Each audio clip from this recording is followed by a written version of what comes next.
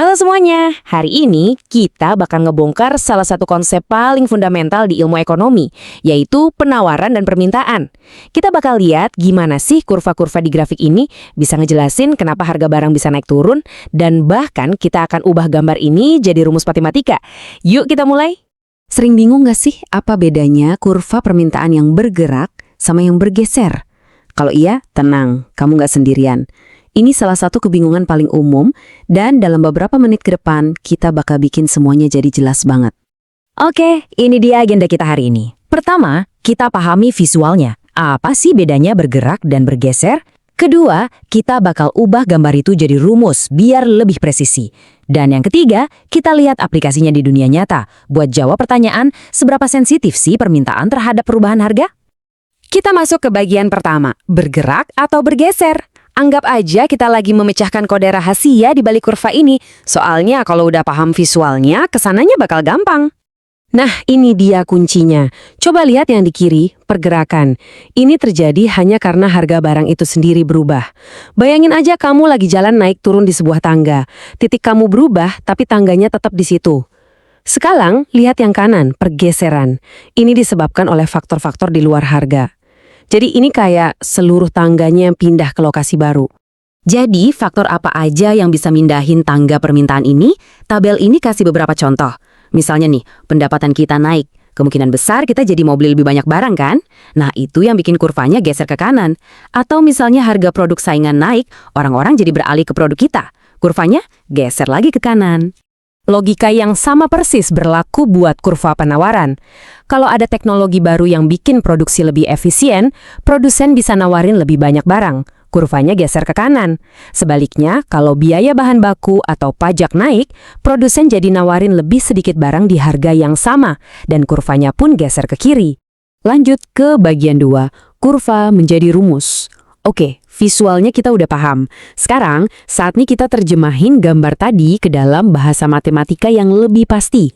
Ini dia bentuk standar dari fungsi permintaan. QD sama dengan A dikurang BP. QD itu kuantitas, P itu harga.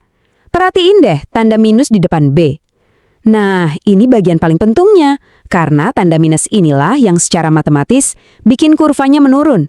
Logikanya, setiap kali harga P naik, jumlah permintaan QD pasti turun. Yuk, kita coba pakai rumusnya. Misal fungsinya QD sama dengan 25 dikurangi 2P. Kalau harganya P kita tentuin 10, ya udah tinggal masukin aja angkanya. Jadi, QD sama dengan 25 dikurangi 2 kali 10.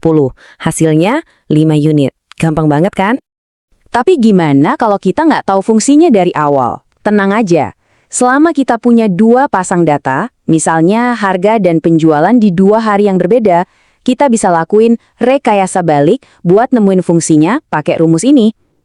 Ini pada dasarnya cara matematika buat nemuin persamaan garis lurus kalau kita cuma tahu 2 titik. Kita lihat contohnya ya. Kita punya 2 info. Pas harga 80 laku 10 biji. Pas harganya turun jadi 60 laku 20 biji.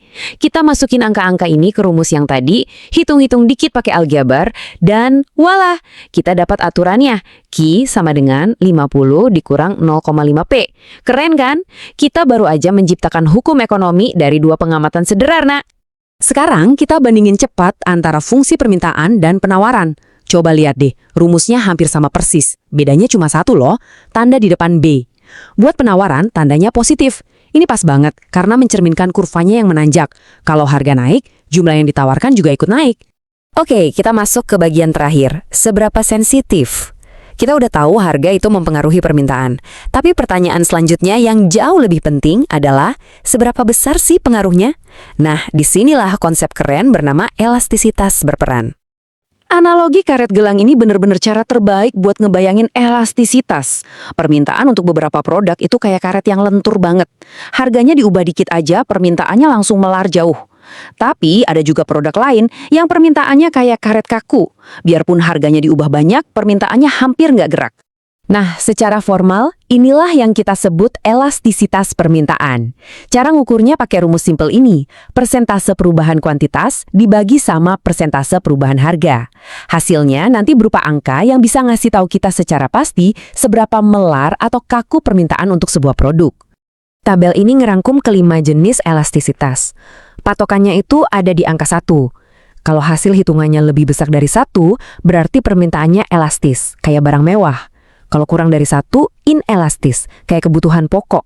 Bahkan ada kasus ekstrim kayak obat penyelamat jiwa yang permintaannya hampir nggak terpengaruh sama sekali sama harga.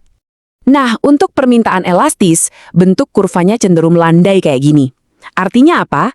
Artinya, penurunan harga sedikit aja, misalnya pas ada diskon besar-besaran buat TV, itu bisa bikin permintaannya meledak. Sebaliknya, untuk permintaan inelastis, kurvanya curam banget. Contoh paling klasiknya itu garam. Coba bayangin deh, kalau harga garam naik 2 kali lipat, kamu mungkin bakal tetap beli dengan jumlah yang hampir sama kan? Permintaan kita nggak terlalu sensitif sama harganya. Yuk, kita coba hitung bareng-bareng. Awalnya harga 400, laku 30 unit. Terus harganya turun jadi 360, penjualannya langsung lompat jadi 60 unit. Kita catat perubahan harganya, delta P, dan perubahan kuantitasnya, delta Q. Sekarang, kita tinggal masukin angka-angka ini ke dalam rumus elastisitas. Dan hasilnya adalah 10. Sesuai konvensi, tanda negatifnya kita abaikan saja. Jadi, apa arti angka 10 ini? Nah, karena 10 itu jauh lebih besar dari 1, kita bisa simpulkan kalau permintaan untuk produk ini sangat-sangat elastis. Nah, sebagai penutup, coba deh kita renungkan sejenak. Pikirin tiket konser artis idola kamu. Kalau tiba-tiba harganya naik gila-gilaan, kamu bakal tetap beli nggak? Menurut kamu, permintaan tiket itu lebih ke arah elastis atau inelastis? Nggak ada jawaban benar atau salah loh, tapi ini nunjukin gimana konsep ekonomi yang barusan kita pelajari ternyata relevan banget dalam keputusan kita sehari-hari. Terima kasih sudah menyimak.